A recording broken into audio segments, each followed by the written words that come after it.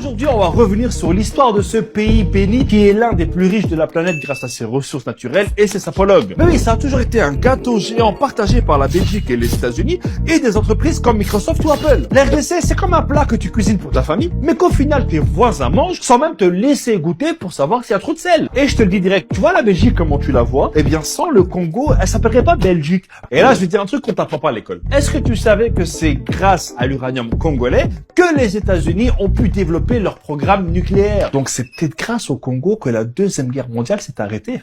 Extraire le cobalt qui est utilisé pour des entreprises comme Microsoft, Apple ou Samsung. Donc quelque part, le smartphone ou l'ordinateur que tu es en train d'utiliser pour regarder cette vidéo par exemple, contient certainement une part de la richesse de la RDC. Aujourd'hui, un élément qui fout bien la merde au Congo, c'est le coltan. C'est juste un élément indispensable dans nos smartphones. Ça empêche à notre smartphone de trop chauffer et ça lui empêche d'effacer toutes nos données lorsqu'il s'éteint. Tu comprends maintenant à quel point ce truc est super important. Et pourquoi c'est aussi grave? Eh bien tout simplement parce que ce sont des femmes enceintes, des enfants, des hommes qui sont payés 2 € par jour pour extraire ce précieux minerai. Et il y a des millions de personnes qui meurent à cause de ça. Et tous les fabricants de smartphones, d'ordinateurs, de tablettes utilisent le coltan congolais. Et ce coltan qui pourrait faire vivre tout le Congo est sorti illégalement vers le Rwanda qui le réenterre pour qu'ils puissent dire « On est les premiers producteurs de coltan au monde ».